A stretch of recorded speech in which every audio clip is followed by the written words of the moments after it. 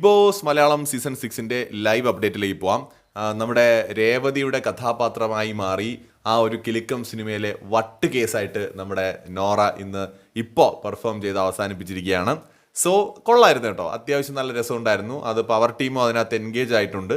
അങ്ങോട്ടും ഇങ്ങോട്ടുമൊക്കെ സ്റ്റോപ്പ് പറഞ്ഞും പോസ് പറഞ്ഞും അതുപോലെ തന്നെ ഫാസ്റ്റ് ഫോർവേഡ് അങ്ങനെയൊക്കെ പറഞ്ഞിട്ട് അവർ രസമായിട്ടുണ്ട്. പക്ഷെ നോറയ്ക്ക് അതിനകത്ത് പരാതിയാണ്, എന്ത് ചെയ്താലും പരാതിയാണ്, എന്നിട്ട് കഷ്ടപ്പെടുത്തി ഭയങ്കര വെറുപ്പിക്കലാണ്. എന്ന് വെച്ചാൽ നോറ സ്ട്രെയിറ്റ് ഫോർവേഡായിട്ട് കാര്യങ്ങളൊക്കെ പറയുന്ന ഒരു സ്ട്രോങ് പ്ലെയർ ആണ്.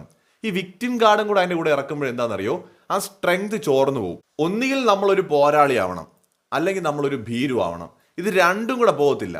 ഒരു പോരാളി തന്നെ ഒരു ഭീരു ആയാലോ, ആദ്യം ഞാൻ മറ്റേ അമ്പിയും റെമോയും അന്യനും എന്ന് പറയും പോലെ അടിച്ചത് 5 പേരെയും കൊന്നത് ഞാൻ താൻ, അയ്യോ സാറേ എന്നെ വെറുതെ വിടണേ, 5 പേരെയും കൊന്നത് ഞാനാണേ, അയ്യോ സാറേ എന്നെ വെറുതെ വിടണേ, ഈ ഒരു സാധനമാണ്. എന്ന് വെച്ചാൽ ഒരു സമയത്ത് ഭയങ്കര മാസമായിട്ട് നിന്ന് അങ്ങോട്ടും ഇങ്ങോട്ടും ഡയലോഗ് അടിക്കും, എന്നിട്ട് ഞേന്ന് പറഞ്ഞ് കരയും, വീണ്ടും ഡയലോഗ് അടിക്കും, ഞേന്ന് പറഞ്ഞ് കരയും. ഈ ഒരു സംഭവമാണ്.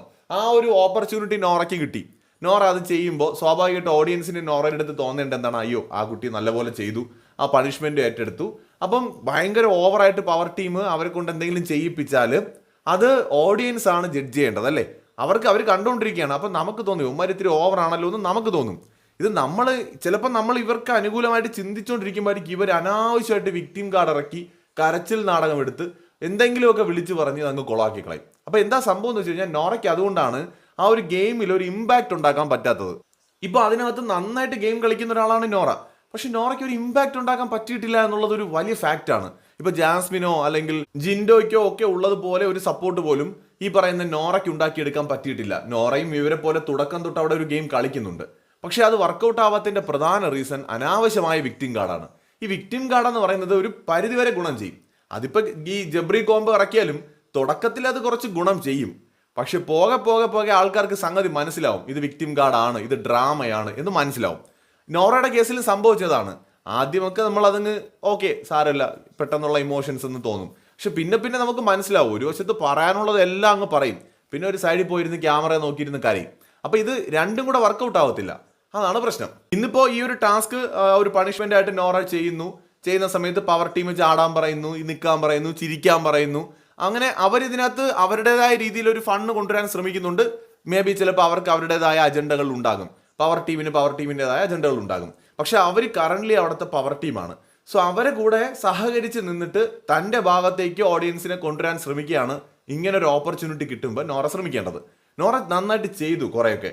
പക്ഷേ ഈ പറഞ്ഞ പോലെ നോറയുടെ ഉള്ളിൽ ഈ കലിപ്പ് കിടപ്പുണ്ട്. അപ്പോൾ അത് കാരണം നോറയ്ക്ക് ഇത് കഴിഞ്ഞ ഉടനെ അവർ കുറച്ചു നേരം ചെയ്യിപ്പിച്ചിട്ട് അവർ വിടുകയാണ്. പക്ഷെ എന്നിട്ട് നോറ പറയണം, നോറയെ കൊണ്ട് ഒരുപാട് എന്തോ ചെയ്യിപ്പിച്ചു, മാനുഷിക പരിഗണന ഇല്ലാതെ പെരുമാറിയെന്നൊക്കെ. അപ്പോൾ ഇത് ഒരു വിക്ടിം കാർഡാണ്. മാനുഷിക പരിഗണന ഇങ്ങനെ മറ്റേ പുട്ടിന് പീര ഇടുന്നത് പോലെ ഇടയ്ക്കിടയ്ക്ക് എടുത്ത് അവിടെ പലരും ഉപയോഗിക്കുന്നുണ്ട്. അതിപ്പോൾ ഈ ഗബ്രിയുടെ അടുത്ത് നിന്ന് കിട്ടിയൊരു സാധനമാണ് മാനുഷിക പരിഗണന. അവിടെ ഉള്ള കണ്ടസ്റ്റൻസിന് മാനുഷിക പരിഗണന ഉണ്ടായിരുന്നത് കൊണ്ടാണ് ജാസ്മിനും ഗബ്രി ആ ഡ്രാമ കളിച്ച ദിവസം പോലും പലർക്കും മനസ്സിലായിട്ടും അവർ മിണ്ടാതെ നിന്നു കൊടുത്തത്. അപ്പോൾ ഈ മാനുഷിക പരിഗണന എന്ന് പറയുന്നത് തരം കിട്ടുമ്പോഴെടുത്ത് ഉപയോഗിക്കേണ്ട ഒരു സാധനമൊന്നുമല്ല, പ്രത്യേകിച്ച് ബിഗ് ബോസ് വീടിനകത്ത്. അത് ഉപയോഗിച്ചാലൊന്നും കാര്യമില്ല, അതൊന്നും ഓഡിയൻസിനെ ഒരു തരത്തിലും അട്രാക്ട് ചെയ്യത്തില്ല. അവർക്ക് സ്വയം തോന്നണം. ഇപ്പോൾ കഴിഞ്ഞ സീസണുകളിൽ പലർക്കും ഓഡിയൻസിന്റെ സപ്പോർട്ട് കിട്ടിയിട്ടുണ്ടെങ്കിൽ അത് അവരവിടെ ഇരുന്നുണ്ടെങ്കിൽ അയ്യോ മാനുഷിക പരിഗണന തരണല്ലേ എന്ന് പറഞ്ഞ് അലറി വിളിച്ചിട്ടല്ല. അത് ഓഡിയൻസിന് കാണുമ്പോൾ തോന്നും, നമുക്ക് തോന്നും അയ്യോ ഇവരെന്താണ് ഈ കാണിക്കുന്നത് എന്ന് നമുക്ക് സ്വയം തോന്നുന്നതാണ്. ഇവർ തന്നെ ഇങ്ങോട്ട് പറഞ്ഞു തന്നാൽ നമുക്ക് ചിലപ്പോൾ അത് എടുക്കാൻ തോന്നില്ല. അത് ഇവർക്ക് അറിയാതെയാണ് ഇവരിത് അനാവശ്യമായ ഡ്രാമ കളിച്ച് കൊളാക്കുന്ന പോലെ എനിക്ക് തോന്നുന്നുണ്ട്. കൂടുതൽ അപ്ഡേറ്റുകളായിട്ട് വീണ്ടും കാണാം.